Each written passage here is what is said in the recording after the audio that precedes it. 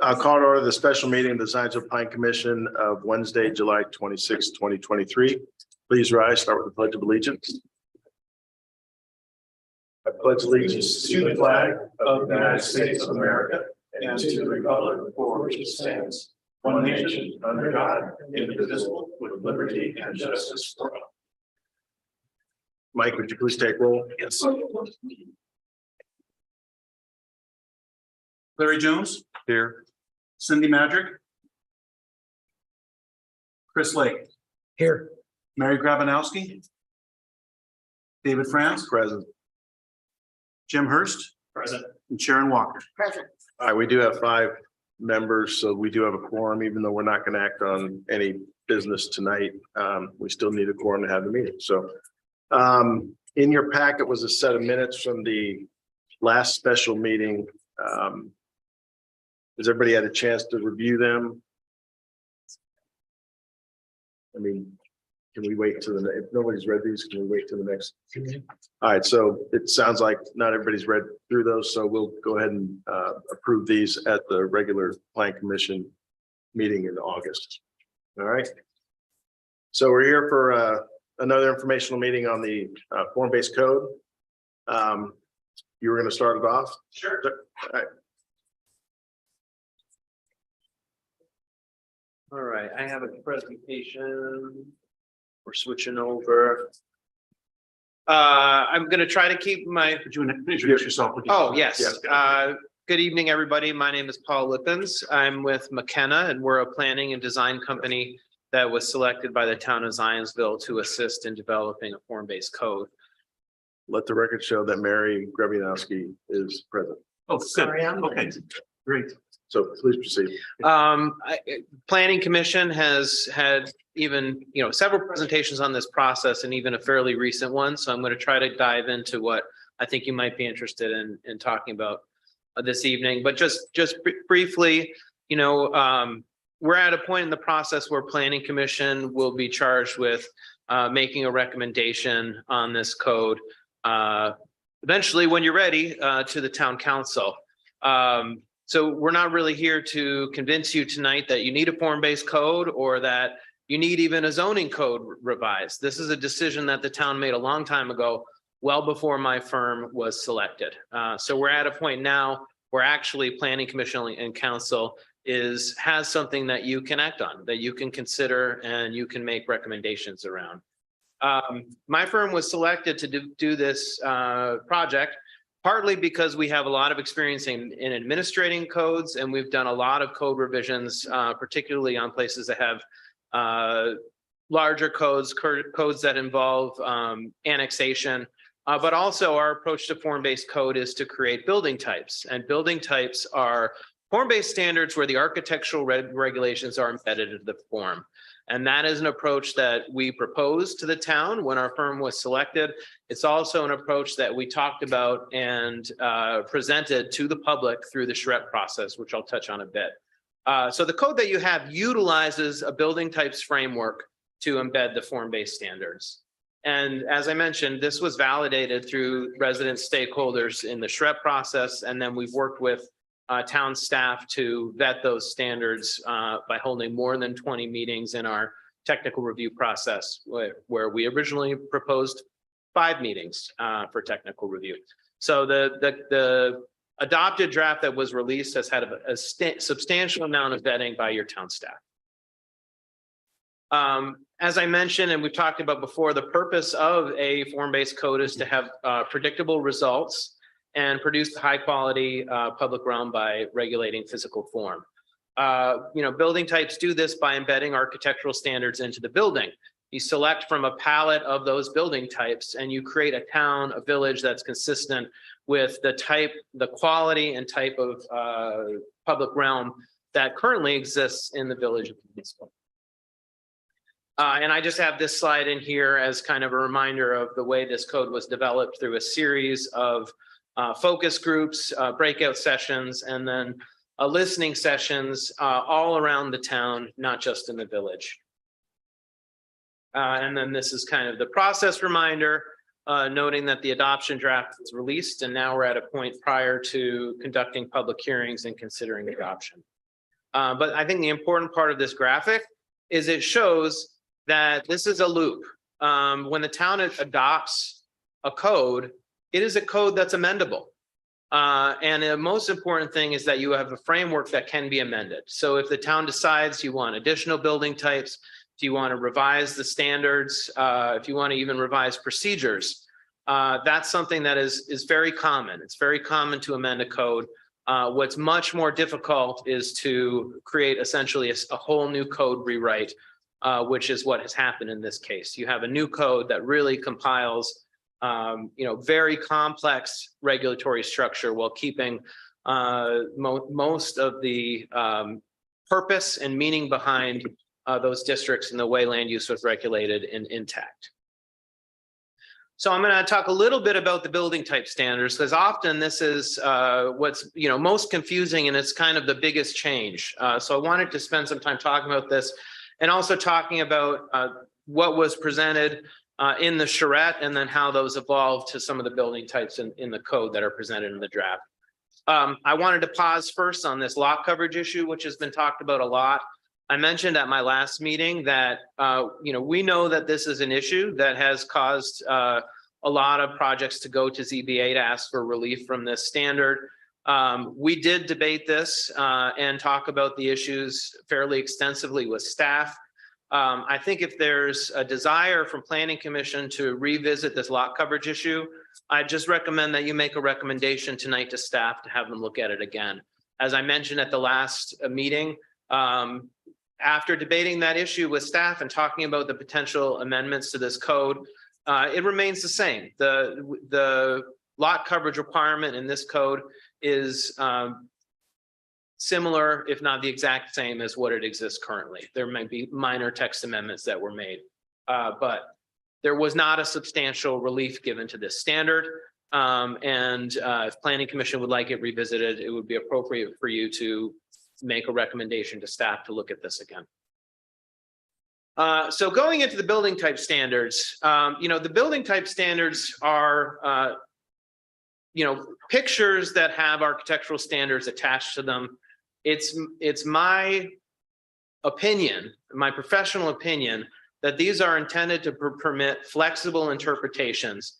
And then there are standards that are required to be met for modification. This is similar to someone who might request relief through a modification requirement to a parking requirement. They might say, my use, although I'm required to provide one parking space per 250 square feet, I propose one parking space per 200 square feet or per 300 square feet. And these are the standards that I can prove that I meet based on the use for the site. There are standards in this code that will permit modification to the building types if certain requirements are met. One idea, if there are concerns about the type of architecture that's displayed in this code, is that a standard could be added to the modifications that would allow staff to maintain a photograph library of acceptable interpretations. In other words, if you don't want to be considering every project from scratch, staff would come up with a list of buildings for each building type that might be as-built. And I think one of the things I like about this too is it would permit you, if you did permit a modification through a development process, that modification you approved could be added to the photograph library. It could essentially be a documented interpretation of, for instance, what type of building would be comparable to the standards for a Main Street building, for instance. The other thing is if there are some standards in the building type code that are perceived to be too restrictive, it's really easy to delete things. It's a lot harder to add things. But say, for instance, some of the materials standards, if Planning Commission thinks that some of those are too restrictive, or even the standard for brick coursing came up at the last meeting. These are things that are easy to eliminate from the tables, much harder to add them in. So from this point, I think we can, modify those material standards and some of the architectural standards and kind of rely more on the typographic descriptions for interpretation. So I just wanted to stress that, it is possible to make some changes to these to better fit Planning Commission's desire for the types of standards you want to enforce through your site development process. Another, I think, really important thing that I think a lot of people look at these types of codes and you see that there's a single family building type in it, and you think this applies to my lot. And in general, the intent of this code is that single family homes on single lots are exempt from these procedures. It's the underlying district that applies. And that is the current case, right? People developing a single family home are not required to go through a site development process, a site plan approval process. But they are required to comply with district regulations and meet the building code. The purpose of having a single family building type in this code is to inform the development of subdivisions. Developers who are building multiple units, and then it will also help Planning Commission and Town Council look at maybe a prospective list of housing types that a developer builds and relate those to this building type standard in the code. We find that having a single family building type is very important for comparison. It provides a frame of reference and it helps with those larger residential developments, but it is not intended to apply to single lot development. Which is intended to be more flexible, allow people to build the type of home that they want, as long as they comply with the underlying district regulations. So as I mentioned, it is my interpretation of a code like this that a wide range of architectural styles and appurtenances could be accepted, as long as the overall principles that are regulated through the code are met. The number of windows, some of the material standards, which, as I've before mentioned, can certainly be modified. The other thing I wanted to mention too is that the industrial district was chosen to also be exempt from building type regulations. So it's not the intent that in industrial districts they would have to build to these building type regulations. It's certainly one of the advantages of building type regulation model is that you can change which building types are permitted in which districts, and you can kind of thus change the character, based on those building types as well. So what I'm going to do here is I'm just going to go through the building types that were presented in the charrette, and then some of the modifications that were made to those building types by the time they appeared in the draft code. So we presented the ADU through the public accessory dwelling unit, also sometimes called a granny flat or a garage unit, but this is a unit that largely remained unchanged in the code. We also presented the duplex in a variety of forms, and the fourplex, which were maintained as options. I'm actually not sure, looking back at my presentations, if we presented the row house during the charrette, but we talked about it. There are two row houses that are in the code. It's a neighborhood style and then an urban style. And they vary a little bit but they're fairly similar. And both of them are in the code. We presented this single-story retail office, which is in the code, the two-story mixed-use building, which is in the code, and those are really kind of the primary buildings that would make up a main street, or a village street front.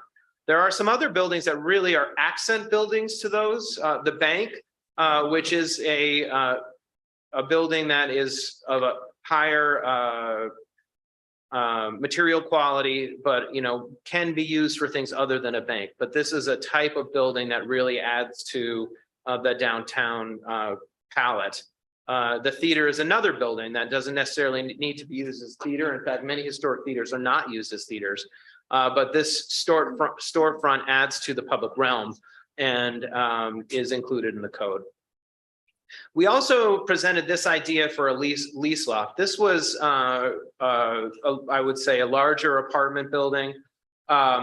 During the charrette, I actually put the yellow on this because I knew that it was at a massing that was higher than most people that we talked to wanted to see. So by the time this made it into the code, we actually did take that top story off the image and presented it as a three and a half story building, because there would be garden units in this building. we believe that this is an appropriate massing, even though it's higher than 2 stories. I think that buildings of this type would be consistent with the palette of building types that are proposed in the code. We also showed this hotel during the charrette. But when we showed this hotel, we also knew that the massing of this might be larger, more dense than desirable in the town of Zionsville. So we revised that with a building type that was based on the precedents we saw around town. I would say if there's a desire to have 2 hotels, if you want a larger hotel, we could have a hotel 1 and a hotel 2, and we could, very easily add a higher massing building type back in the code if there's a desire to have one more like this. So I did want to point that out, although I also want to say that this building type was designed specifically for Zionsville based on the precedents here, which is another promise that we made to residents, that we would look at the architectural styles that exist in the town and develop building types that were based on the precedents we found here. We also presented this building. This is often a research office building. This is really a large floor plate building that is predominantly used for research or industrial uses, or sometimes office uses. This was replaced by this building in the code. This is another approach to doing research in office. It's of similar scale and massing. It's not in the code. This building is not, I think it is if it's not. There's one that's a pitched roof version. It's 2 stories. Okay, I might have the wrong slide here. But thank you, Chris, for pointing that out. So we did make modifications to the research office building based on the Zionsville precedents, and I grabbed, I guess, the wrong image here, although I thought I had the right one.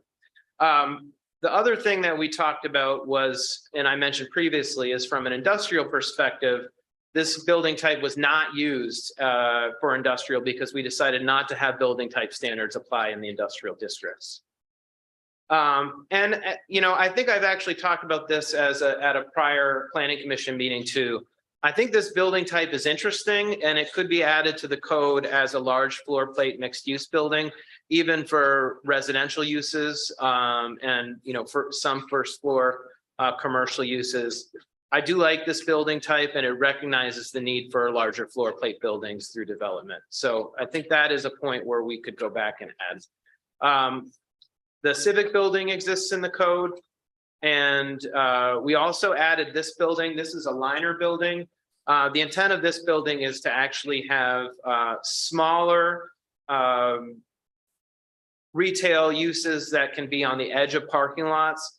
This is a really good way to retrofit existing suburban style development and make it more complementary to the purpose and intent of a form-based code to address the public right-of-way with buildings and create a meaningful public interface along the right-of-way edge. This is another code. The liner building was added and developed to this code following the charrette to address the feedback we got. The gallery was also added to this code, particularly based on some of the precedents. Part of this too is to, render some of the buildings like this that exist within the town or within the village in particular, conforming to the building types that are presented in the code. This is a, pretty attractive and fun style building. And we certainly like the buildings that exist in Zionsville that have this character. So we thought it was important to draft it. So that's kind of I wanted to provide kind of a little bit of background on some of the modifications that were made based on public feedback to the building types that were presented in the charrette, where we landed, and then some of the, potential options to go back and maybe add some more. Particularly, I think this large floor plate building might be of interest. And I think that one of the things that would be desirable from my perspective, if planning commission is interested in a large floor plate building, I think that would be really great to hear tonight, because it would allow for us to kind of make that type of revision and do so as part of the public discourse on the plan. So I would hope to hear some comments like that through discussion. And then I'll kind of end with that next step in the process. So we did a planning commission work session, recently. This is actually a second working session for discussion. I hope that out of this meeting, recommendations to staff would come out, potentially resulting in a revised adoption draft.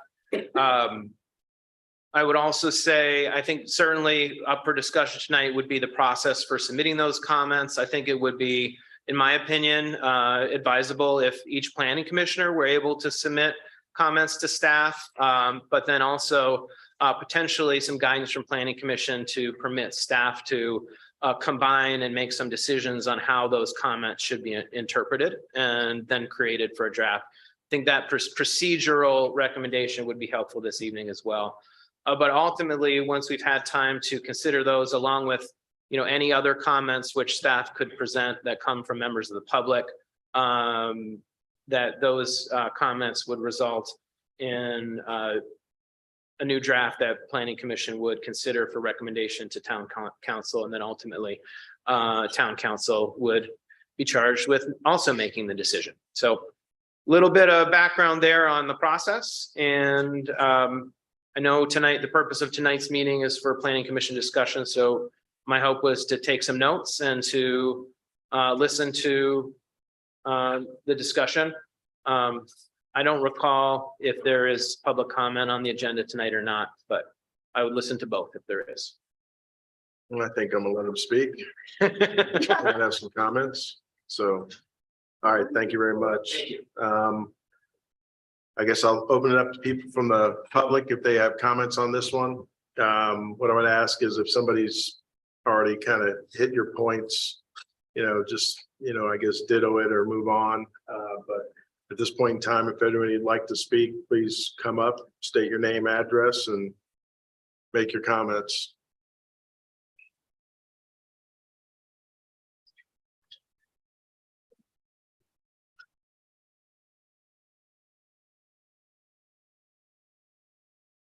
Good evening, Robin Dam, 155 North Main Street, Zionsville. So I'm just coming into all this and I'm very confused on who this applies to. The agenda tonight says this is applicable to all properties under the town of Zionsville zoning jurisdictional boundaries. Your lead slide said industrial and single homes are not in scope. And then we went through all of these properties that I assume are commercial. What is the difference between commercial and industrial? And then you also talked about only for new houses in new neighborhoods. But new houses in new neighborhoods would be single family homes, which again are not in scope. So I'm very confused on who this applies to and what we're looking at and what we're trying to discern. Okay. What I'll do is I'll get the comments, then we can make attempts to answer some of those questions. Thank Okay? you. Thank you. Sure, go ahead.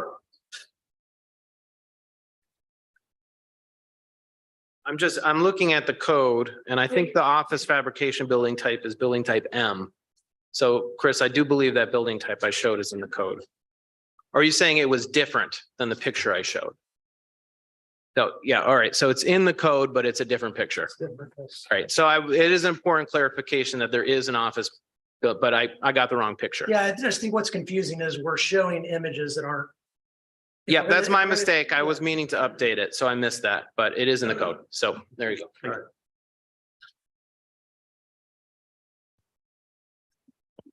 Hi there, Heather Lusk. I live at 285 West Hawthorne Street, and I'm speaking on behalf of the Village Residents Association. We made a point of making sure that residents, when this project was initiated in 2021, that residents were aware of it, that they were able to attend a lot of the sessions. We appreciated the folks from McKenna listening to comments and having many, many opportunities for for residents to be involved, whether it was in person or online with the online survey. Since the document was released, I sent a message to Village Residents Association members asking for their input, hoping to consolidate some information so that you all wouldn't get dozens and dozens of messages with the same information. So we've consolidated those. I shared these with Mike Dale and spoke with Chris Lake as well, but I wanted the rest of the Plan Commission to hear a couple of things that kept popping up. Number one, there is a residential block in the village, looking at the map, that is zoned as MU3 corridor mixed use. It is a residential block between Hawthorne and Sycamore and between 2nd and 3rd Streets. It contains 6 single-family homes and the Sullivan Monks Cultural Center. So it's confusing why it is listed as MU3 instead of Neighborhood Village or MUV Village Center. There are other businesses within the NV classification, businesses plural, on Oak Street, on 5th Street, but they are also listed under the NV classification, not MU3 corridors. So if that could be changed, that would be great. There have been other businesses that have been grandfathered in the past, but historically. The building height definition on page 11 calculates an A-frame in such a way that someone could build a home with an overall height that exceeds 40 feet. So that's a little confusing, and wanted to see if it was possible to limit the height of an A-frame to have a maximum roof pitch potentially. There's also the driveway definition on page 17 that states that paving is an only option for a driveway. Considering that in the village, a lot of materials used are grass or gravel or other materials, it would be nice to consider that a driveway could be something else. I think that would be helpful for the village. Currently, the NV Neighborhood Village on page 49 doesn't incorporate the language that currently exists in the zoning, which states that for urban RV, the district is established to promote and maintain the historic core or village neighborhoods within the town, reinforcing the traditional height, build, and area features of these neighborhoods to maintain their scale and proportion. So it's hopeful that that sense that the historic core of the village being there could be maintained moving forward with the next document. There's also a question what a neighboring property is considered for the PUD on page 77, G5. It lists the maximum height as 35 feet to be consistent with a neighboring property, but is a neighboring property a facing block, or is it only, or could it be across the street? Is it within a certain radius? That's one question as well. There also aren't buffering requirements in the PUD, but that's consistent with what currently exists. And the last note that came up with a couple of folks who are landscape architects are the invasive species, which I've conveyed as well. The invasive species is a moving target, we know, but we made some suggestions that certain species be added to that list. Thank you. All right, thank you. Ms. Lusk, just want you to, I got your email, and then we'll print that out because I think that you're tracking the same comments you emailed us for the most part. Yes, that's fabulous. Thank you Right. very much. And FYI, overall, the residents that I've spoken with, and that's quite a few, just think it's a great move forward, great step. It's just tweaking at this point. We definitely support the direction this is going. Thank you. It seems to me that you guys are kind of voting yourselves out of the job. That does a lot of it for you. Well, I kind of like it if you make decisions and, work it along. My name is Michael Lyons. This is my wife, Sarah. We live in Brock's Meadow. Brock's Meadow seems to be in a unique situation because in the use table that has been done, we don't fit anywhere. As a matter of fact, I don't think we were considered. In speaking with my neighbors, apparently all of us, that's one of them, we missed we got to be the least informed people in all of Boone County. So that was probably on us, but any kind of outreach, if it was major, that's I think what it said, we all missed it.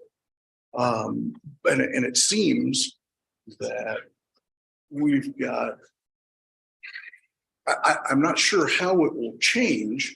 That doesn't seem to be spelled out, or I'm not smart enough to understand it, but we've got about 50 acres there.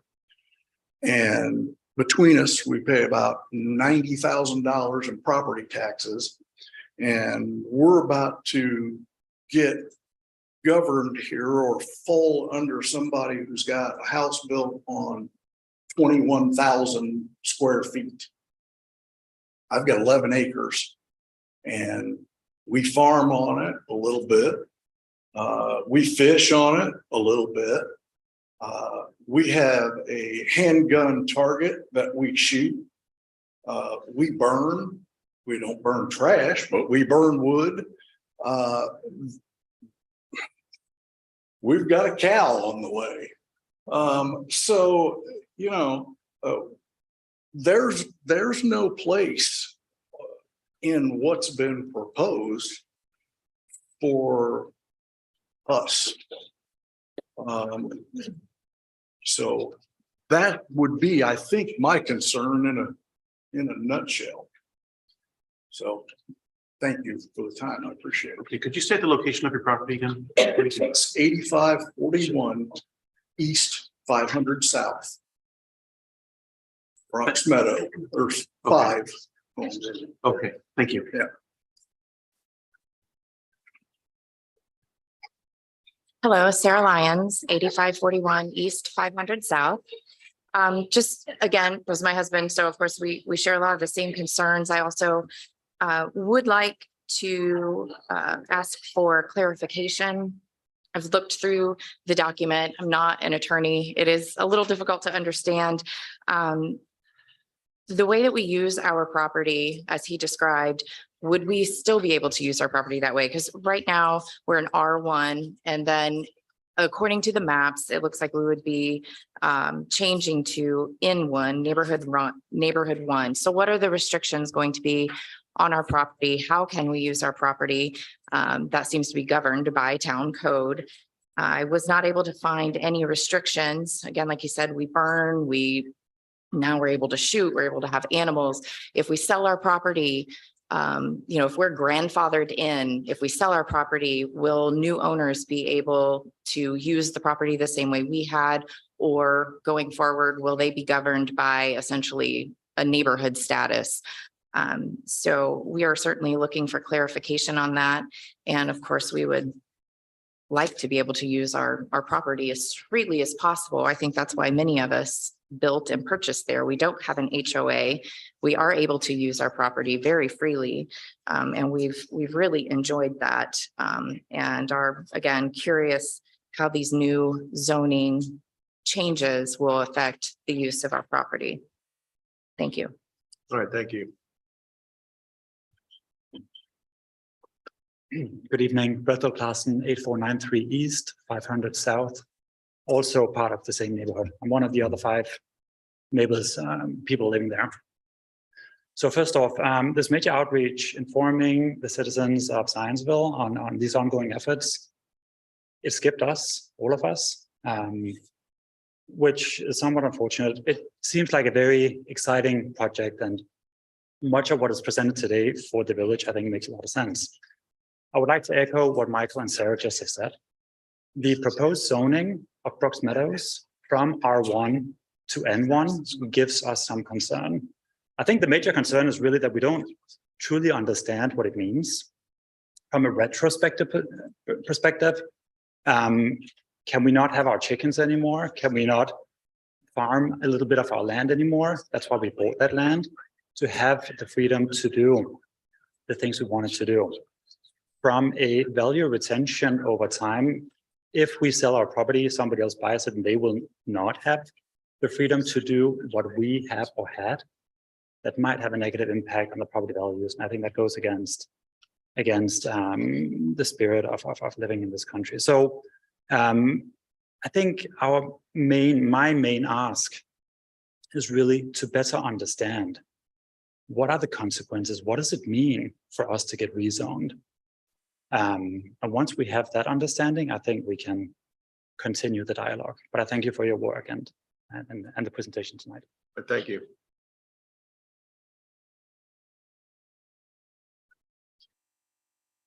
Hi, good evening. My name is Anna Shapaw. I live at 11779 East 200 South. I apologize about my 3-year-old. We moved to Zionsville a year and a half ago. I fled the terrible state of Illinois and looked for refuge in a great place like Zionsville, where I could buy a little piece of land and have this homesteading life and raise my son in a wonderful community. And for the most part, I have that. But reading this code gives me some concern about my future ability to live that type of life. I brought my 3-year-old tonight because I taught him that sometimes we have to do uncomfortable things and speak up for things that we believe in. So I'm not sure he took that away, but I'm going to remind him of that when he gets older. So in digging into this, I just wanted to point out a few things that I found. I'm very new to digging into this and I plan to research it a lot more, but here's just kind of a summary of some of my concerns. So looking at this presentation, it looks really appealing, but it actually seems like a Trojan horse for high density development that skips over land tested base zoning. It can turn tranquil suburbs into urban centers and change the land use. It looks like once it's enacted, it could use large swaths of land and rezone them to make way for high density housing. It's a direct byproduct of the Obama era and targets suburban areas and desires to radically alter them.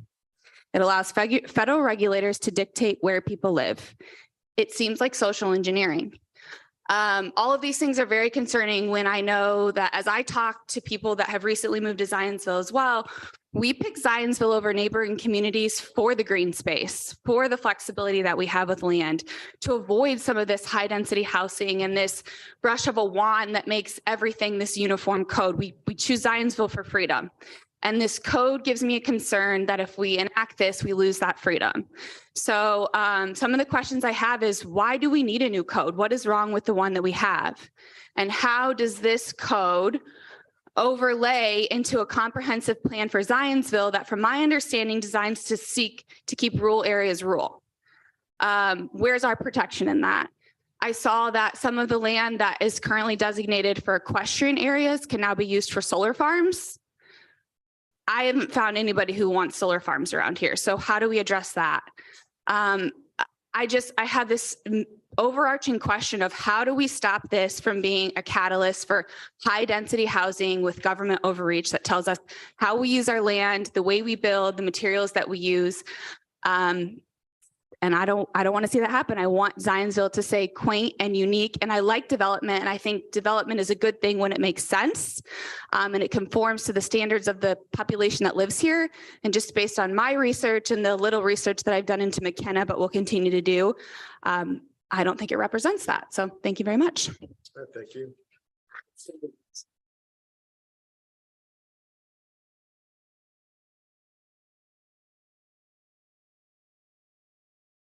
Good evening.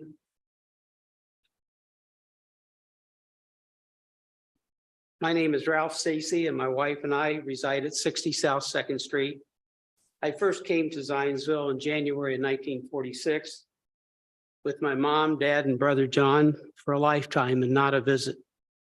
Our family has been here going on 4 generations. I am working my way through the draft of the Zionsville zoning ordinance and have some initial concerns and questions. My initial areas of concern for Jan and I are being sure there are minimum standards for upkeep for residential and commercial properties, being sure that the definition of the Zionsville theme is authentically correct, looking for a definition for Airbnbs and how they are addressed.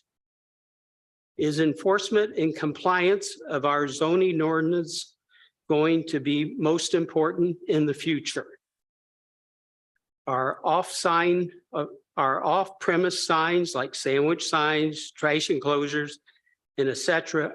going to be enforced? What has been corrected in the proposed PUD zoning to make it better for the community? In looking through this ordinance, is the village classified as NV, neighborhood village? It took me a while to figure that out, but I think my home is in the NV, but I'm still not sure. Other immediate concerns are movement of vehicular traffic, speed and noise control in the village, and the total lack of parking being addressed in the proposed Gateway project and the future problem of adequate parking at our new town hall. I have said this before, but we think it is appalling to have an adopted town zoning ordinance. And then we have an appointed BZA that seems to be more interested in individual rights than the impacted neighborhood and their rights as well. The simple thing, that's something. Probably the number one concern is why there seems to be no component or chapter for guiding managed population growth. Things change and population growth is happening, but it is up to us to properly plan for this special quality of life for future generations. Too much growth quickly is not good for our quality of life. Bigger is not better. It is just more costly and more difficult to manage. Our town needs to wake up and address this looming problem. Our destiny should be directed by our community and not the land speculators and developers. Thank you. Thank you. I'd like some answers sometime. Thank you.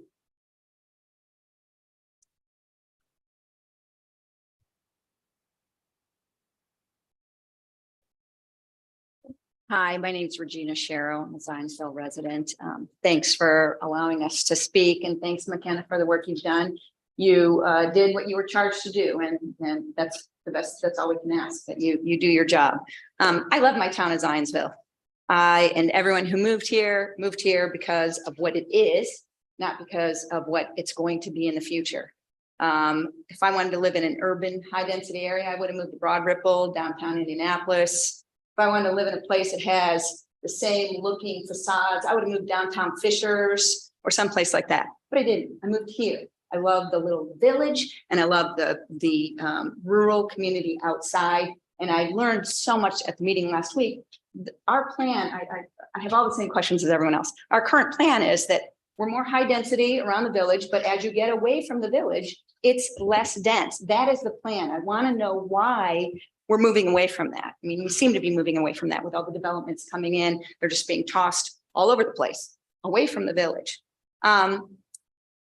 This form-based zoning is kind of an attempt to make Zionsville a different place than it is. Importantly, if you do any research on this at all, very quickly you find that this was developed for urban areas. And McKenna's presentation even was evidence of that. We looked at a bunch of buildings for downtown. Where are those buildings going to go? Downtown is already built up. Are we, and it's landlocked. Are we tearing down buildings and putting up these cookie cutter buildings so downtown Zionsville looks the same with these new buildings that look old? Or I just don't understand that. I'd love some clarity on that. In fact, this form-based coding is called the new urbanization. So it urbanizes rural areas and areas that are already urban, but they re-urbanize them. It's not applicable to our town. It's not applicable to our community, our demographic, or our topography. And I want to say, I think that a lot of us here, we're not against development. We're just against development that gets rid of the specialness and the difference of Zionsville. We are different from the other towns. We don't need to look like Carmel or Fishers or Avon or Brownsburg. We are different, and we want to stay different. People need choices in where they live.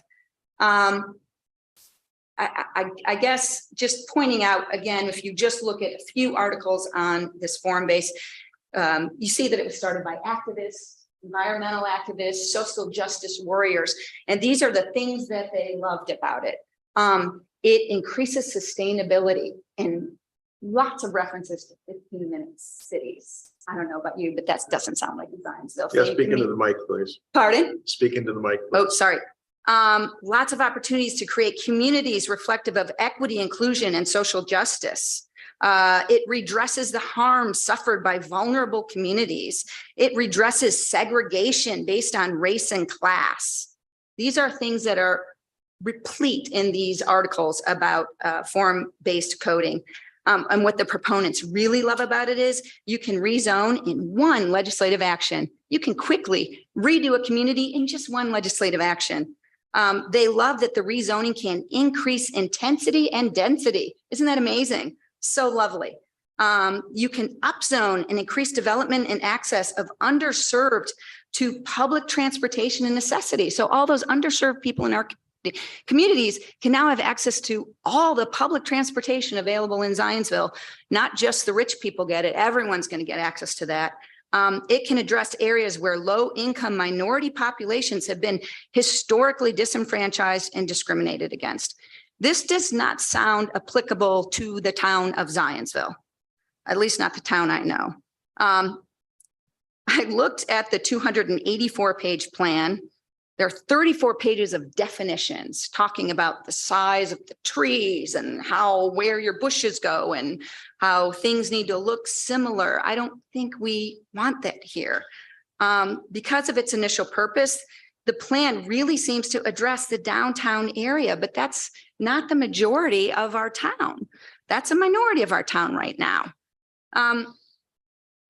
Lastly, everything you read, the proponents of this form-based code love that it's regulatory, not just guidance. And as I listen to McKenna say, oh, if you need to change this, you just go through this process. Well, these folks love that this is law. If you want a variance, you think it's hard to get a variance now, good luck getting a variance outside of this 284-page regulation. We don't need more rules. We don't need more government. We need less of both.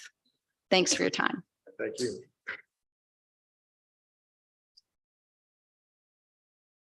Well, have a couple more, two more people talk, and then we're going to throw it open to the Plan Commission. Hi, Lynn Jenkins, 1730 South 950 East. Actually, I like sustainability and diversity, but other than that, I'm in a lot of agreement with some of the previous speakers. Zionsville is unique. It's not just the village that's unique. It looks to me, and actually all those pictures were very pretty pictures of the buildings, but that's not what Zionsville is. It is not just the village and just the buildings in the village. We have a beautiful rural area, and what the new zoning ordinance are doing is changing what our rural community is.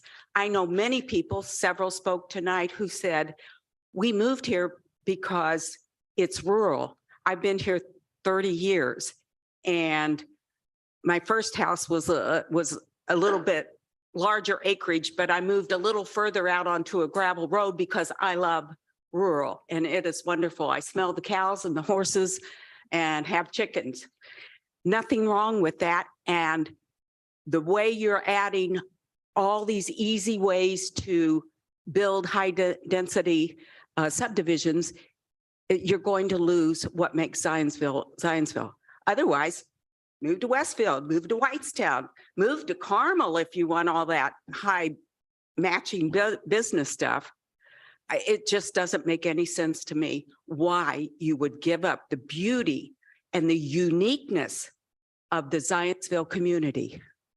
Thank you. All right, thank you.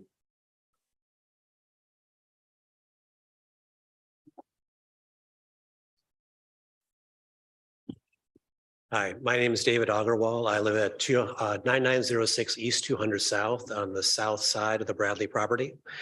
Couple things. We moved here in 2013, so we're newbies to Zionsville. We haven't been here very long. Well, we moved to Zionsville in 2000, but this property in 2013. So we're newbies to the neighborhood. But we did move here wanting the similar thing that I was just hearing other speakers present. We were looking for a rural space. We were looking for something out where there wasn't going to be development. We love the owls, we love the birds, we love the bats, love the cattle across the creek. You know, the gravel roads are actually very endearing. And sure, we understood that property was going to be developed over time. But at the time, and I realized that we may have been sold a bill of goods, but our realtor told us the property to our north was in a preserve status, or a large portion of it was. And the preserve status was something that was a tax kind of thing. And I don't know the details of this. I don't know how to look it up, but We were told that they were not paying as much property tax because the property was in a preserve because it could never be developed, was just too marshy. So hoping if I can find some resources to look into that, to figure out what that's all about. But you know, it was part of the charm of the area. It was just beautiful, a great space and a wonderful place to live.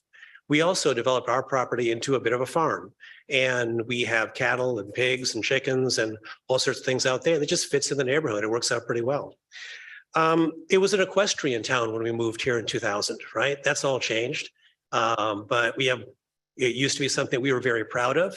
It's something I think we can try to go back and build again, or at least try to stay a little more rural with that kind of equestrian bent. We have horses as well.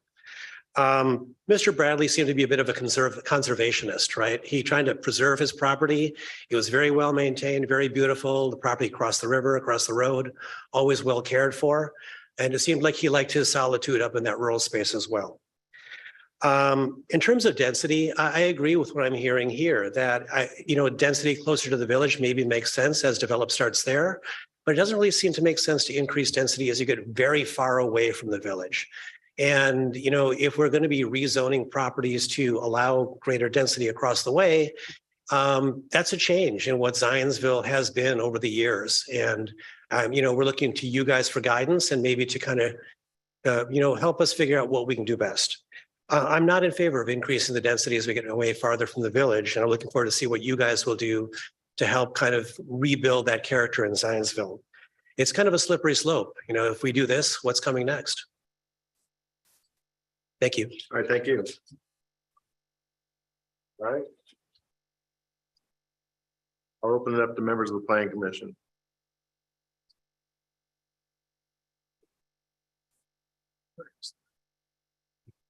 I do think one of the things that I heard a fair amount of people speak to that caught me, just, I think, Paul, in the way you presented it, you referenced when you shared the buildings, kind of, well, hey, that seems like a little bit too much scale for downtown. Everything kind of referenced downtown.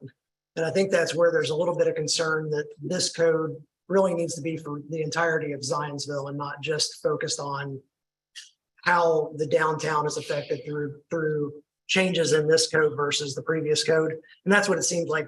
And I mentioned that last time, that it was kind of slanted towards a downtown urban focus versus the entirety of the community, east to west, north to south.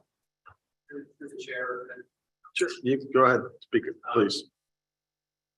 You never know who's going to be in attendance when you make your presentations. But a lot of during the charrette and while we were developing the code, and particularly in the outreach that we did in Perry and Eagle Township, the idea of rural preservation is core to this code. And the idea about managing where and how growth happens in the township. What we heard was new commercial development should be in a manner and a style that matches the village, that the village is the character that most people who live in the rural parts of this township identify with, that they think that is part of why they moved to Zionsville, which is a big area, but that the rest of the town should have a growth management philosophy. So there's also a zoning map that is a part of this plan. And that zoning map describes 3 mixed use areas, which are areas that are currently zoned commercial, which would be permitted for the type of building types that were presented. And, certainly the idea of architectural character in those areas is something to discuss. But the presentation I gave tonight was mostly about that commercial character, which we also heard residents did not want commercial development to mimic vehicle-oriented style development. So think about, fast food restaurants or strip malls and those types of things. That new commercial would best be done if it mimicked the type of commercial that's in the village. So that's what my presentation tonight was mostly about. The other part of this code, which is rural preservation, is how the existing residential districts across the town those standards were combined into what are now called neighborhood district. So R1 became N1. And I think there were some questions about just verifying how the R1 to N1 regulations apply. Certainly those are great comments. But from the perspective of should there be rural preservation or should there be densification of the town's rural areas, we heard during the shred, nobody was interested in doing that. And the types of building types that we created are not permissible in any of those neighborhood districts. So I understand the concern. I want to say that the types of concerns about rural preservation, we heard those during the process. And there are no modifications to those districts to permit this type of density in the rural areas. So that was overwhelmingly a concern that was expressed tonight by the audience. I thought it was appropriate to make that comment as Planning Commission starts to discuss. And I did take notes on all the other comments I heard as well. Yeah, and I want to second what Paul said. I mean, this is the new zoning map. Short of this has, I don't know, 15 to 20 categories versus 40 categories. These categories don't allow for any more density than you have today. And they're not in areas that are different than what you have today. To Paul's point, R1 became, or RSF1 became N1. So, we have a zoning code today. We, in fact, it's, huh? Sorry, 2019. I don't know, but we have a zoning code today. In fact, it's actually longer. If you printed it out, it'd be more pages than this. Yeah. Just let me finish talking, please. Okay. So we have a zoning code today. This is actually an abbreviated version. It doesn't allow for any more density, any more easily than we have today. Anybody today can come in and put a petition forward to change their zoning classification. Anybody today can come in and ask for a PUD. And it goes before the Plan Commission to do that. It's going to be the same thing moving forward. That process is no different. It's no easier, no harder than it is today. This just happens to be a replacement. And I'm not advocating for this. I had a lot of comments of concern at the last meeting. I just want to make sure that we're not mislabeling this. And that's what I heard a lot of earlier tonight. Yes, some of the categories where you had 7 types of something became 3 types of something to try and condense those categories down. But, especially, when you look at these areas up here and these areas over here that are agricultural, they're the same as they are now. This says agricultural, that says AG rural. Same thing. So I just want to make sure that people understand that this doesn't allow for changes to be done easier. It doesn't allow for any more density. The same process applies. Anybody can come and request more density. They can request a different zoning classification. And we don't have actually the change in zoning. We don't even have the final say in as Planning Commission. Town Council does. So. Question on that. It's not the same. You gotta, Can you come up to? you gotta come up to the, and again, state your name, please. Then Jenkins, 1730 South 950 East. R1 and N1 are not the same according to the new zoning. One is, I think, a ½ acre and one is 1 acre. So that without any process, you say the process of changing the zone hasn't changed, but the zoning itself is very different and allows for twice the density R1 to N1. If I'm reading that right, and I believe I've looked at it quite a few times. Paul, do you want to comment on that or?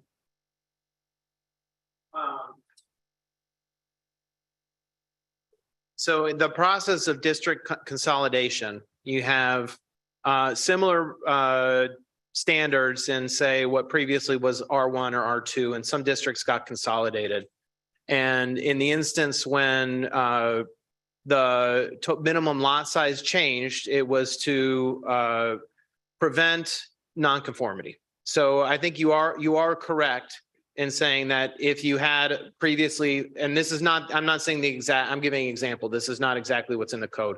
But if previously there was a 2 acre minimum and it was merged with a district that had a 1 acre minimum, the 1 acre minimum was chosen so that there would be less nonconformity as those districts were merged together. But what it does do is it preserves the land rights for both. But you're correct. It could result in, say, someone who had a 2 acre or a 10 acre site doing more lot splits than they previously were permitted to do. So I think that's an accurate comment. And there was a fairly, a fairly substantial nonconformity analysis that we did that showed the number of properties that were currently nonconforming in districts to the number of properties that would be nonconforming in the new district. And I don't think that substantively it will result in big changes, but it's accurate, the statement that you made. Yeah. Mike, could the town post the existing, I know it's out there, but could you post both of these together in one document on the website? Sure. So people could take a look at the existing zoning and the proposed. If I could piggyback on that, I don't know how to read the old code. The old code is indecipherable. It really is. But it would be great to have a charter, and forgive me if it's in, if it exists, that says, okay, these zoning codes were largely consolidated in the old code to this zoning code here. And here are the identifiable differences. There is. It exists. You can read it. Okay, I gotta get through the 350 pages of that. Absolutely. It tells you. Again, state your name real I'm quick. sorry, Michael Lyons, Brock's Meadow. I mean, do you acknowledge, we just completely missed. I mean, nothing about our. You need to direct it, Is got to direct it to us. okay, but you don't know the answer. And I really Well, I don't. done on the public notice. Okay, Are you concerned about the public notice that you felt like you I'm were concerned overlooked? about now. There was a huge communication on this that went out to the town. I understand, but whether we talk to him or not, there's 50 acres of property there that doesn't seem to be recognized at all. Because in the use table, there's nothing there for it. So that was my question. I didn't mean to be, No, I mean, we've got some questions relative to, grant usage gets grandfathered. There's a lot of questions to be asked, on this stuff. So, I mean, there's gonna be no vote tonight. I understand. So, and one last, so the town council, was that the deciding, they said, hey, gee, we need to rezone? Is that what happened? Or why? When was it brought up that, hey, we need to rezone everything? Who decided on this? The current administration, my understanding. The mayor. Yes, they advocated for all this. right, That's not good. okay, well, no. Thanks. Anna Shapaw, I'm on East 200 South. This is the last thing I'll say. And I feel like you were attempting to address, the rule concern, and I appreciate that. I just need help connecting some dots. So if this doesn't apply to single family homes and it doesn't change the rural landscape, yet all of the slides were based on massive developments that look like downtowns, where does this fit? Because the land is rural. There's some questions that are gonna be, I've got some questions along that line. Okay. So just let us take the process up here. I just wanted to make sure that didn't get glazed over because There's questions. where does it go if it's not getting developed in the rural areas? All right, so we're done with public comment. No more. We got to talk up here. I will also add, I spoke with David Roush. And we all saw that Todd Rotman had issued a letter. And I think they have some good points too from people that have to implement these. The standards do kind of make it pretty cookie cutter throughout the entirety of the town.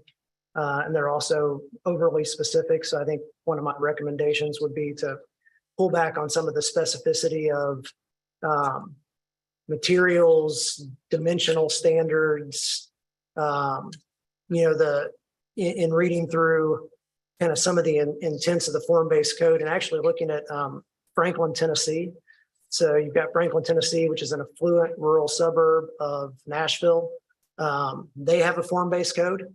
I think theirs kind of says, hey, we want to see 3 different materials and here's a whole list of them.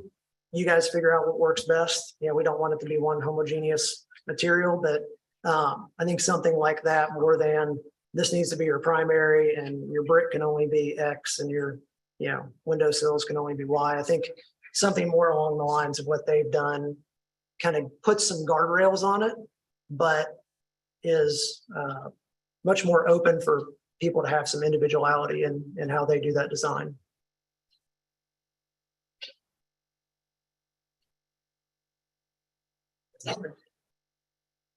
I'm kind of going around about the trying to get more clarity on how the new zoning changes are being applied to the individual property owners across the board.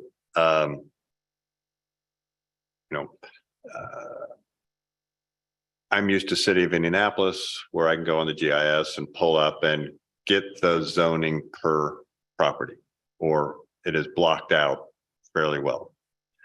I don't think we have that available to us in Zionsville, which puts everybody in this odd position of they're assuming their zoning was X. This new document is now telling them it's going to be Y. First question is, if someone disagrees with that change, what can the individual do? Two, how does the individual even know what it is? What a lot of what we deal with in the BZA is that as Zionsville's expanded, we've encompassed properties that enjoyed certain rights or certain, they were operated in a certain manner and probably don't even conform to whatever zoning was applied to them. And now they're getting another layer of zoning applied to them. And if I was an individual property owner of any size out in the, especially the rural areas, I'd be concerned across the board because the presentation makes it look like what the village wants to be is going to get expanded from border to border. I've always been a proponent that, the village needs a historic district or a preservation district or however you want to call it. And I'll put it bluntly back on the village itself. They've never had the wherewithal to assemble themselves in such a manner. And so that is partly driving what we're seeing. The final question I just want to make sure I understand is the building height, the new building height calculation. Because to me, when I was doing some math, and Chris and I talked about this the other day, we can almost end with buildings that are taller than what we're currently seeing. Currently, we cap them at 35 feet. But if you do the math, you can end up with a 38 or 39 foot tall structure to the top of the ridge. And the other question is when I'm going through the other districts, they vacillate between 30 feet and 35 foot, but it's the same definition being applied regardless of what the number. That's just one kind of straight question. So you can actually on the Zionsville's website on the zone map, you can zoom in and click on properties individually unless it is a neighborhood or a PUD, in which case those are they'll actually dig it down to that larger plots. Yeah. Just for anybody that wants to go check your property, you can do that. Or your neighborhood. I'm going to go back to where I was. I do find in this document an explanation of rights within the current zoning. Is there in this document or available something that ties the old zoning codes to the new zoning codes? No. Okay, so there is a nice draft about the new zoning codes. What I'm asking for is something that some of it reads verbatim. The new. Yeah, but I think you're looking for what the old ordinances, the old ordinances and how it maps to the new one. Yes. Yeah. Thank you. Yeah. And height is calculated differently in here too than our current. Height in here is calculated the way 95% of other municipalities calculate it. We do it a little bit differently currently.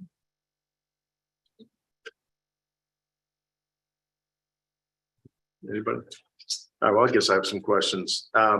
You know, looking at a lot of where this form-based code comes from, it looks like it's predominantly used on the east and west coast.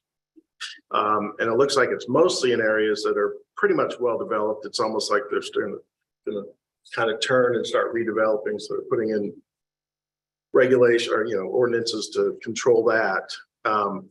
You know, Zionsville's saw somewhere at 67 square miles. I'm guessing 20% might be developed. I mean, that might be high. That's probably high. So I just don't understand how this specificity in all of these things is going to just work across the entire, ordinance or the, Zionsville, I guess. So I struggle with that. I wonder if, with some of the subdivisions that we previously approved, forget PUDs, subdivisions. Is this just going to become a nightmare for the BZA? I mean, for every home, I don't know. I mean, because would even those subdivisions, when they usually give us representative homes. I mean, would those even pass? Yeah, I mean, that's a good question. If you're not in a PUD, and I don't know the answer to this, but you've got a subdivision, say we approved it last month, and say we approved this code. Well, they've got, okay, but Say we the approve existing subdivisions they can't change code on them, correct? Yeah, but say we just approved one. Right. And they showed us 10 house styles, and we're all like, yeah, we love those. And then say next month we adopt this, which isn't going to happen. Don't worry. But then they haven't built the houses yet. So then do they have to comply with the standards or single family houses? Because what I heard is that, and I'm still not clear on this, but I'm going to reiterate what I thought I heard you say, Paul. A single family house that exists on an existing lot is not required to meet these guidelines. A single family home in a new residential neighborhood that is not a PUD would have to comply with these single family residential guidelines. Did I say that correctly? You have to compensate. Because I'm trying to get my head around that. Yeah, and I'm trying to figure out do the ordinances, when the development plan was approved, are they grandfathered in over this? So I think that answers that question. Okay. So, but I still have the question of explain how an individual home on a single lot is not subject to these, but it sounded like you said that a subdivision, all the homes would be subject to this. So it would depend on the approval process, right? So if you were to go through an approval process for a subdivision that was platted, and then your intent was to sell each individual lot for a homeowner to develop, say, hire an architect and develop, they'd be subject to the underlying district regulations, which are setbacks, lot size, lot coverage, those regulations that currently apply to any landowner, which would be the same thing as say you wanted to tear down your house and put up a new house or put an addition on your house. It's the underlying district regulations that apply. In a PUD process or a subdivision process where you were considering a mix of building types, say a residential developer says, we're actually going to build. We're going to build these units for people. They'll purchase and then they'll select one of these units. The town, through its development approval process, could reference the single family building type to approve even a new palette of buildings that could be chosen from in that development. So it's the single family building type in the code it's informative for those types of developments. Also could be informative for your PUD approval process. It could also be added to. I mean, you could have 10 different examples of single family homes in your code. Right now, there's one, and that one is based on the palette of codes the palette that exists that was developed to go along with the downtown palette. I actually don't feel, and we discussed this in the staff technical review, I don't feel that single family building type is integral to the building palette functioning. We could eliminate that altogether and just say that single family homes are not considered as part of the building type palette. I mean, that's certainly an option. recognizing that it's a little confusing to say, it's the underlying regulation that applies to the district for single family, but that is the way zoning works really everywhere, right? Single family is generally exempt from site development review procedures. And you can use any material, put any home up as long as you conform with the district standards. So, massing, height, setbacks, and those vary by district. So when you are on the residential single family house building type, and you've got table 48 numerical parameters, you've got, so like brick coursing 8 inches, height 2.66 inches. They're not subject to those, or they are subject to those? Not those standards would apply to development that was subject to the site development procedures. So your subdivision reviews, your PUD reviews, and even then you have flexibility in how they apply. So it's really a guidance in your review of that style of development, right? And planning commission, the town council, you don't review, single lot, single family developments. They're not applied. I don't know, Mike, we discussed this in the technical review fair amount. My understanding, we still have architectural standards for single family homes on the single family lot that within our zoning ordinance. So we do apply those standards to single family homes. I want to address the PUD ordinance. And as you know, within the PUD ordinance, they can propose their own building types. Right. And so that's that. If it's a straight zoning development plan and a major subdivision, then I understand these would apply for new development. That was, Okay. I mean, so, Okay. And the other thing is you said, well, you can put representative pictures and accept those. Yeah. But then you turn around and you put it on the town staff to say, this fits, this doesn't fit, because somebody has to bless that to say, yeah, this is comparable to picture A that was approved. I mean, so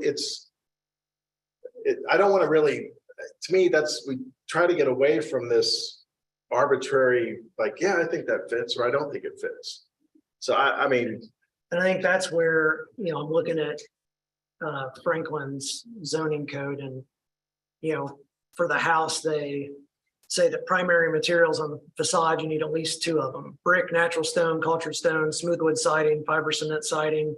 You could add 3 or 4 more in there, but you just have to have 2 of them. You have to have some variation. Leave it at that. It doesn't matter whether the bricks are 2 foot tall piece. It literally doesn't matter.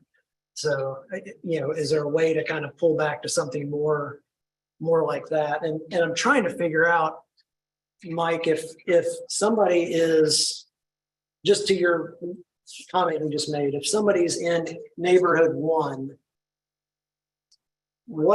or Paul, what architectural standards, if we're not looking at page 126, a single family house building type, but we're trying to understand the underlying architectural elements of N1, is it simply the broad generic statement we have about the Zionsville style that is the only architectural direction they get?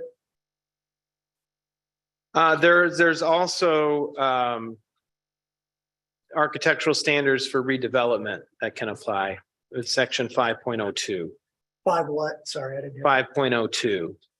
So 5.02 is a section for, the redevelopment of existing sites or existing properties, which would not require a building type. I keep hearing the same question, but the answer never seems to hit. If somebody wants to develop a neighborhood and it's an N1 zoning classification under these new guidelines, what do the houses in the neighborhood look like? And who determines it? And that same question you asked? I think we've all kind of danced around that one. All right. I answered actually directly. So what is it? Paul?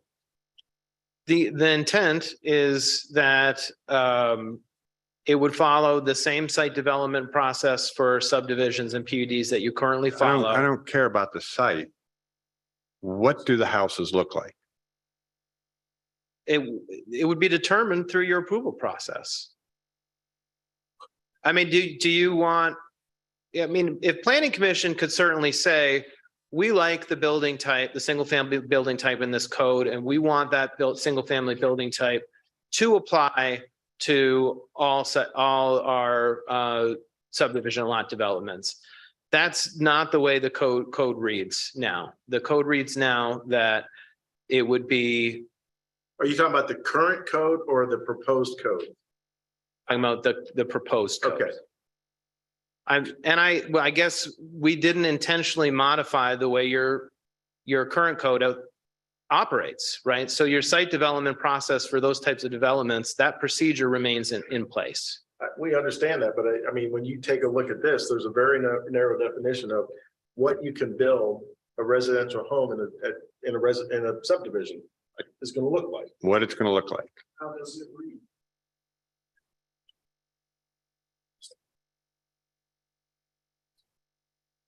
I mean, it would seem to me that if we wanted to create more flexibility in that, we're going to have to modify this to put in different building materials, the different, you know.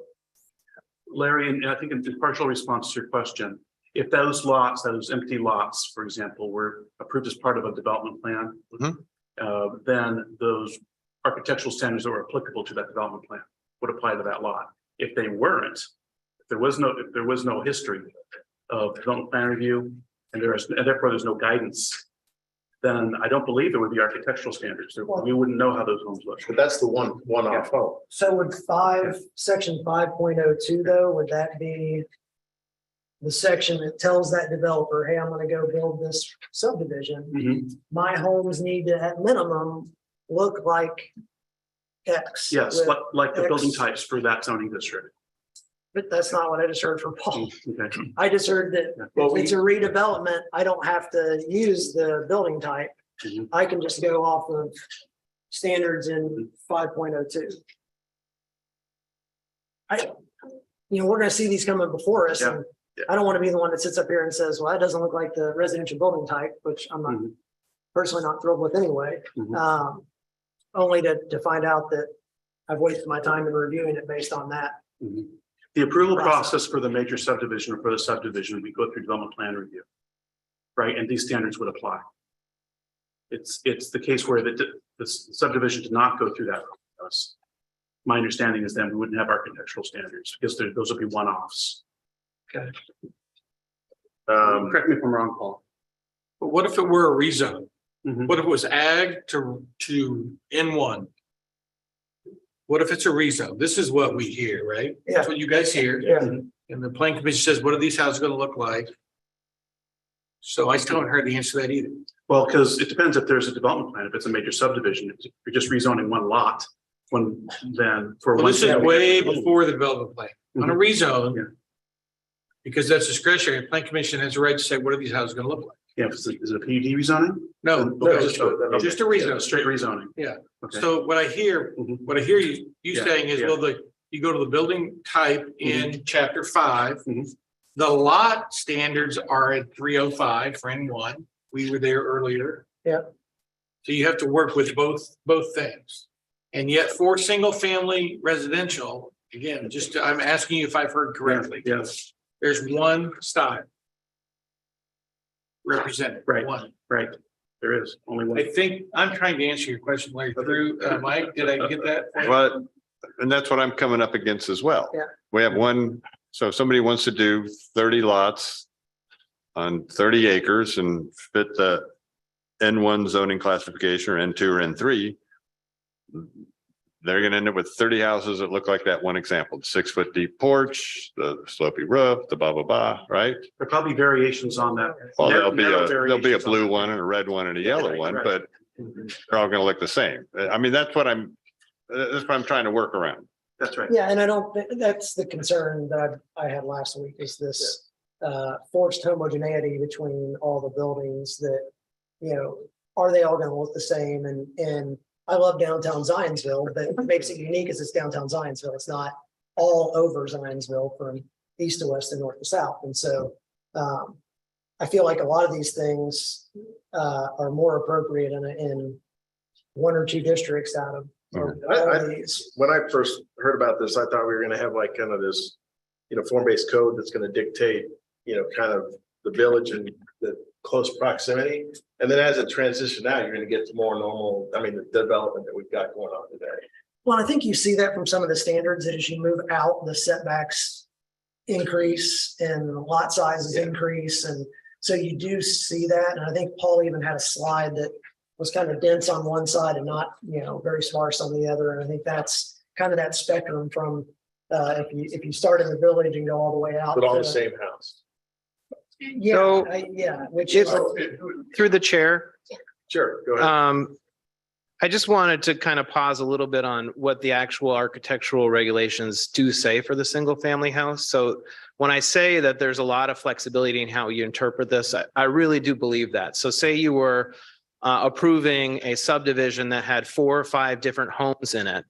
You could approve a palette of homes per subdivision that look vastly different. The standards that are in the code, it says it should be traditionally styled.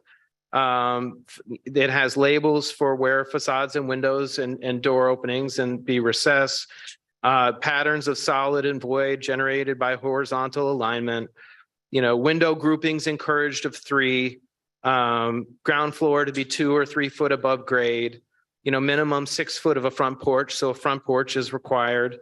Articulation at the main entrance, detached garages, and front facade facing doors. And then there's, as I mentioned, some numerical parameters for brick coursing and things like that, which can be modified, of course. And some material standards, which also can be modified or changed. But to say that the code would dictate the same house repeated over and over again in a development review, that's not the way I would interpret the code. And I'm hearing that's not the way you would want to interpret the code as planning commission. What would happen is every time we would have it come before us, we'd basically be almost setting up like a separate zoning ordinances for this subdivision.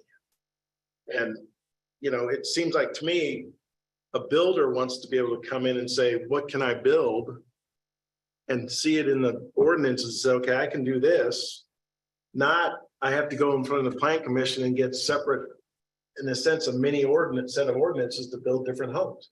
And then the town's staff is going to have to make the determination if that matches or it doesn't match, which I don't want to put that, we shouldn't have to put that on anybody. If the ordinances are defined, I think it'd be easy enough for people to say, yeah, I can build this or I can't. Or the other thing we're gonna Sounds to me see, like there are a lot of unintended consequences to a lot of these things. A lot of control here that's not giving you what you want to do with your own property. Well, and I don't think it's giving us what, I think one of the things that we as a body would like is to have less things have to come before us. And I'm on BZA too, so I'm putting my BZA hat on. Yeah, I feel like we're gonna get a lot more variance requests. And even if the variance is submitted almost an error because people think they have to get a variance when they may not, because there's some discretion in here that even the BZA doesn't understand at this point. So.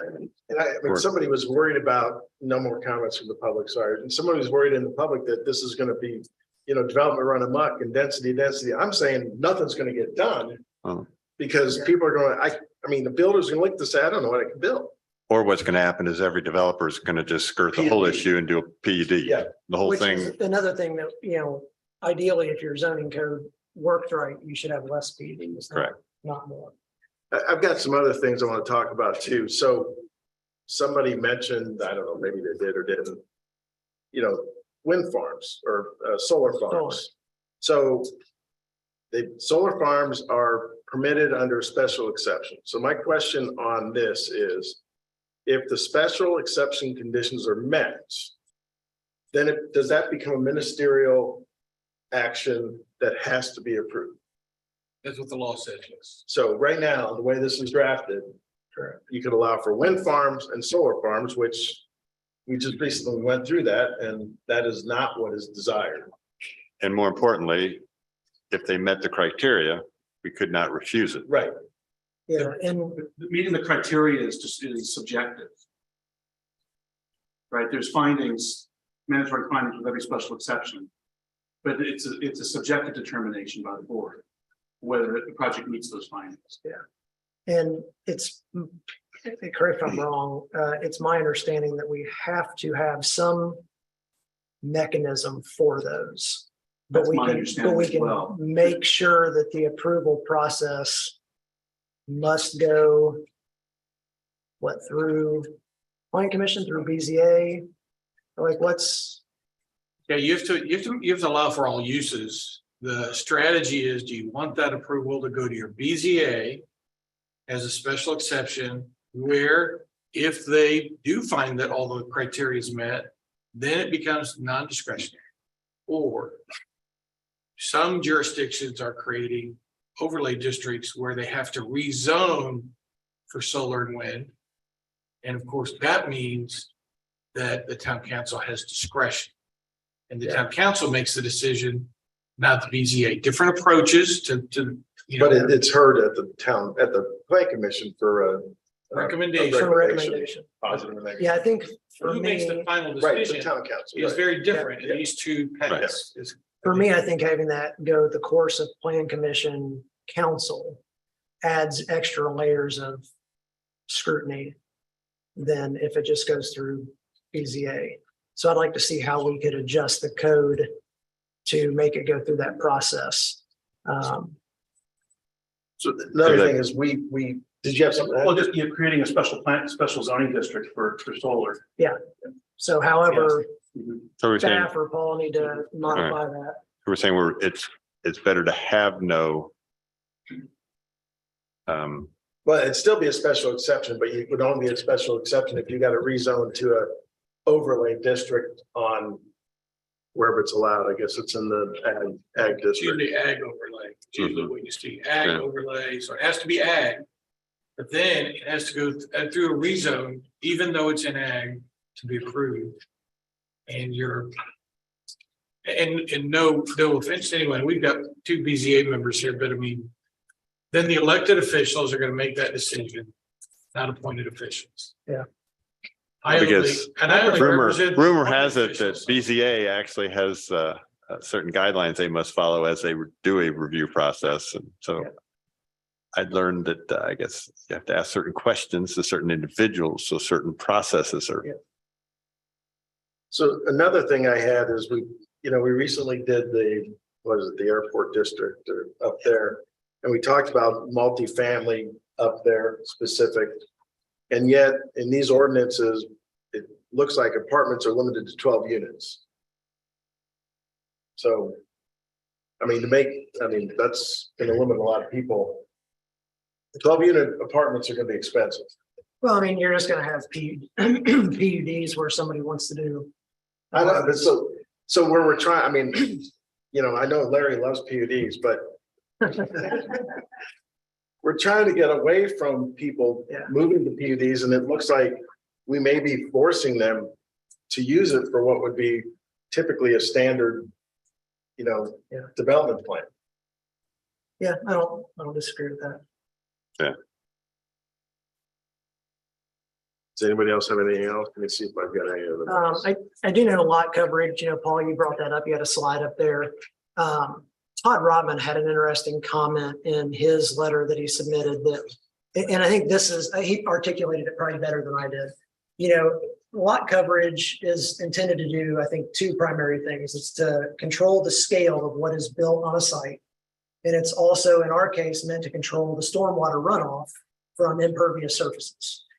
And if somebody wants to put a pervious patio across their entire backyard, as long as that stormwater is being controlled appropriately, we shouldn't limit that lot coverage because it doesn't affect scale. It doesn't affect neighbors.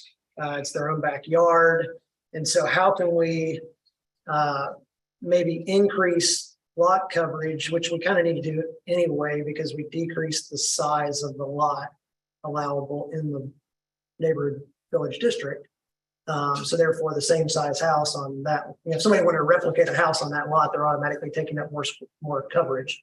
But trying to look at those things like decks, pervious pavers, And having those things maybe not count at all towards the lot coverage if they have a stormwater engineer sign off that they are adequately, managing that stormwater. And at the same time, we don't count driveways, which are a ton of impervious surface. And so I think we just need to look at what is counted and isn't counted. And if you did a study of 10 houses in the village, what are the real percentages if you count all the impervious surface? And then you have carve outs that say, if you want to take your driveway and make it pervious pavers or grass pavers, by all means, and that allows you some flexibility. I know we have a 2% increase right now, but again, we're not counting the driveways, and the driveways are one of the biggest contributors of impervious surface. So trying to find a way to better analyze that so that we can allow people to develop patios and things like that, that's largely what we're seeing, or larger patios in their backyard to enjoy their outdoor space and just bumping up against that requirement. If the standard now is 35%, and we're not counting driveways, if we were to start counting driveways, theoretically that standard would drop perhaps 25%. Because then we can count driveways. Well, if you count your driveway, your standard would go up. Because if you're 35% without the driveway right now and you count the driveway, then every house as a baseline would have more percentage than they have today. Well, I think he was saying that they'd only have about 25% left that they could cover. Yeah. Well, it depends. And that's the thing. So it depends. You've got houses that we saw one house in the village that you drove in and all the way around the back and into a garage. There was, I don't know how many thousands of square foot of concrete, but then you have ones that have a garage off an alley and they've got 7 foot by 20 foot. And so those two properties shouldn't be treated equally from a development standpoint, because one already naturally has more impervious surface than the other. So if you're not going to factor in the driveway, you have to find another way to analyze that. I agree with factoring in the driveway. Yeah. Or should we just, cap or set it up, call it a tier where there's 35% for a under roof structure and then put another number for hardscape?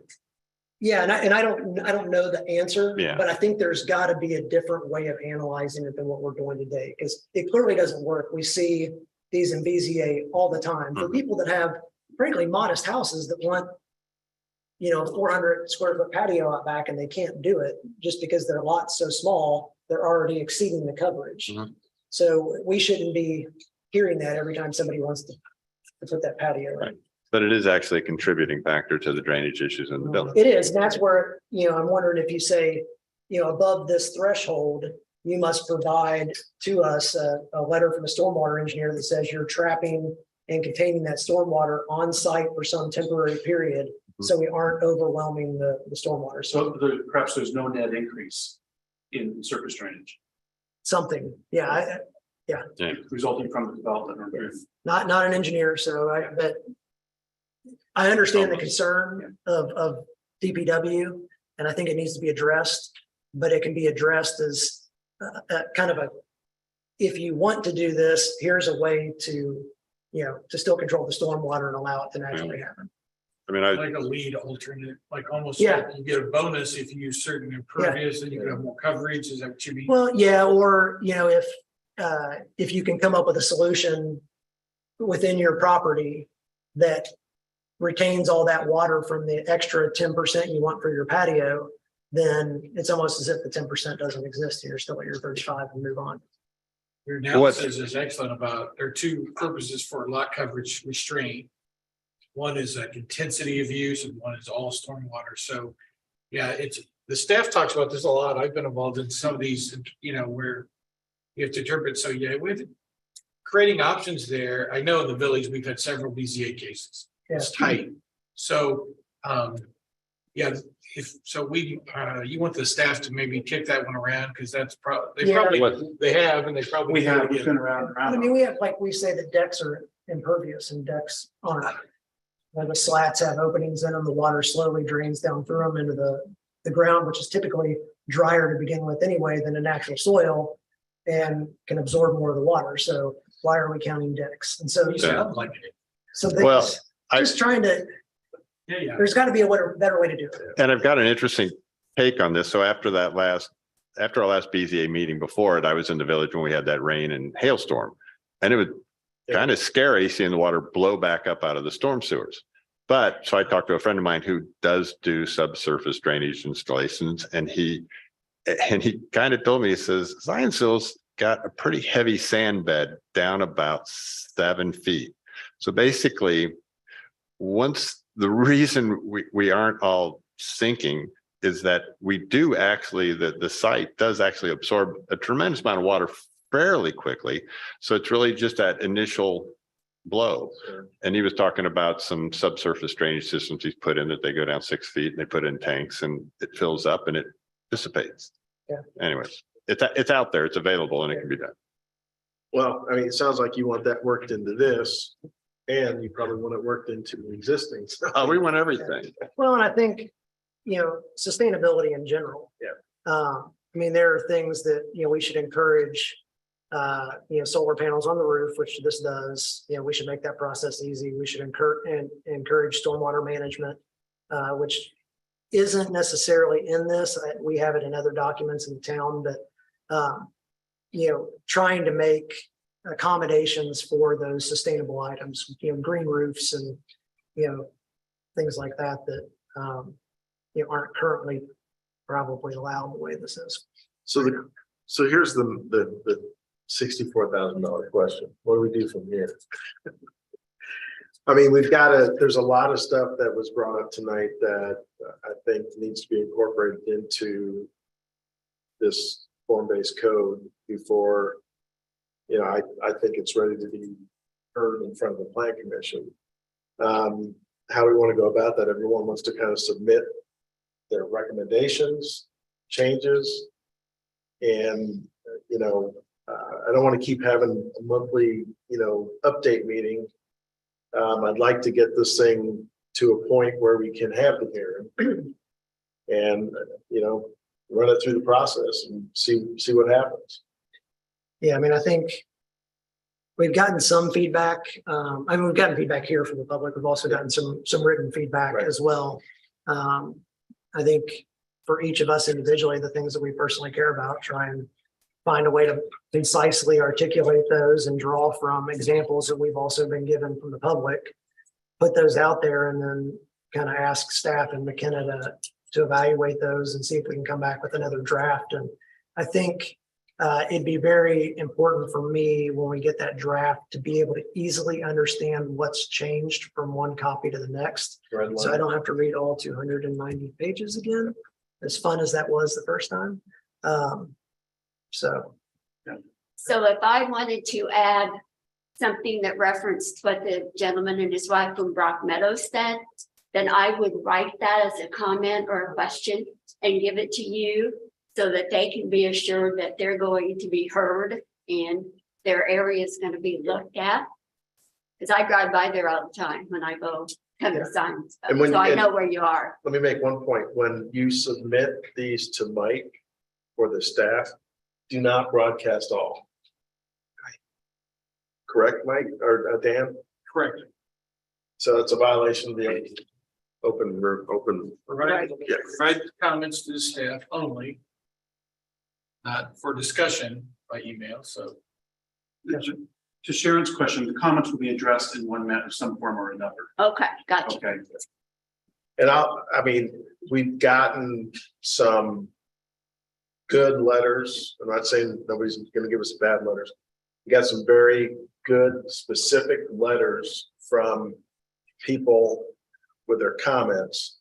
What I would ask is if any of you want to make comments, I would say if you can send them to the staff, they'll get it out to the plan commission members, but try to be specific in what you would like to see, potentially changed or your recommendation. And if you want to see other people's more detailed comments, you can go onto the agenda online from tonight. There's a hyperlink to the materials and you can see those letters that have been sent to us or sent to staff that's been shared with us in case you don't happen to have all those with you.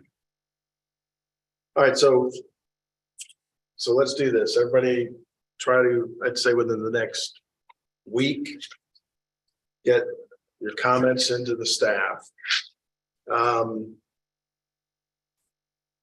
mean, should we have another meeting, or do you think this is something that we could discuss at the next plan commission meeting?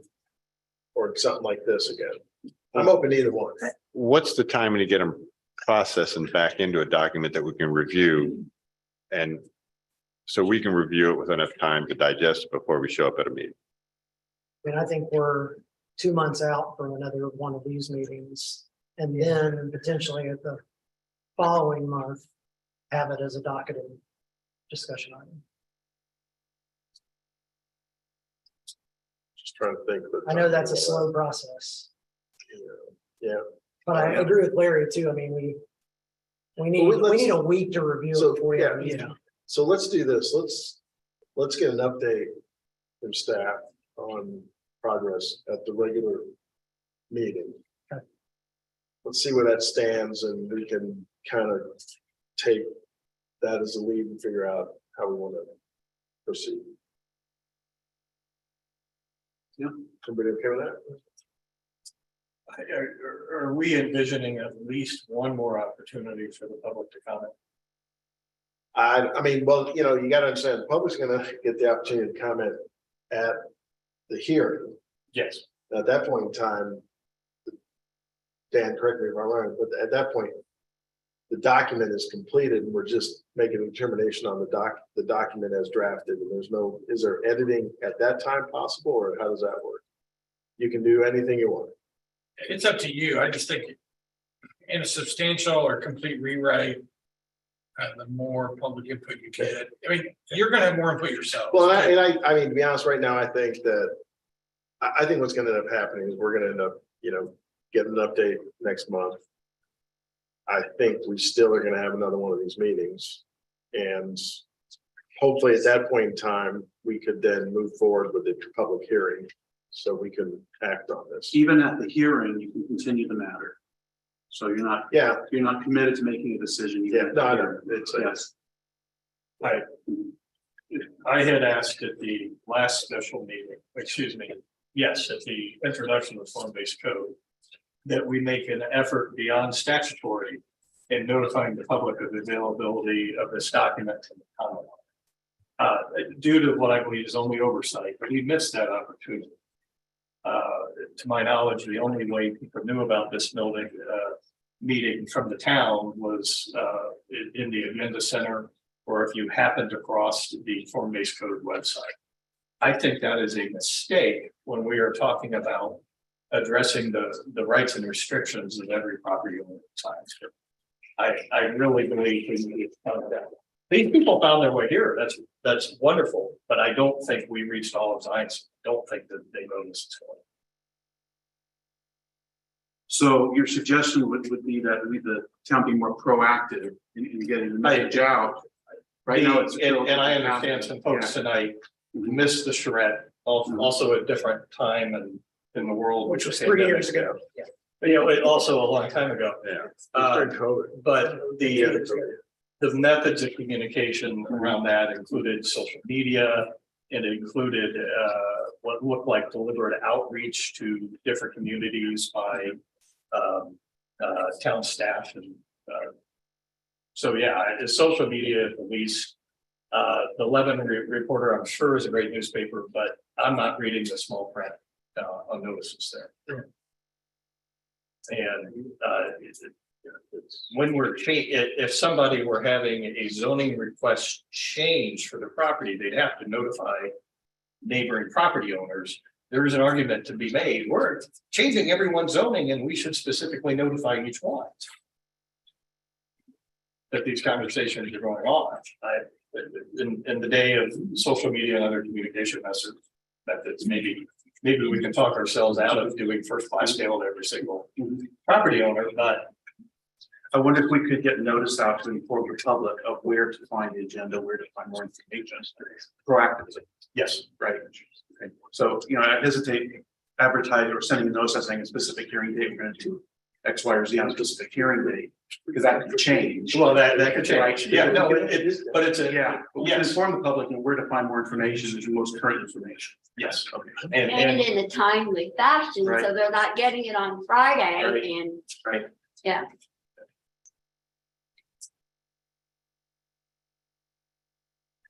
I mean, does the town keep like, the point of contacts for all the homeowners associations? Did you reach A out lot of to people them? aren't members of HOAs. I know, but that would get Yeah. a lot of people, It but would. they're already in development. That's the only issue. I'm kind of wondering, I'm thinking out loud, if we can somehow put a notice in the bills, Well, a lot of people that I know Town don't billing. read the Lebanon Recorder, but they should read the Current and some of the other. Yeah. things. And there was an article in the That was a current big- after last month's meeting. Yeah. There was. And if you're talking about putting in the bills, but I live out in the country. I And don't you'll get it, by you'll get it. Zionsville. So, Close to Yeah. us.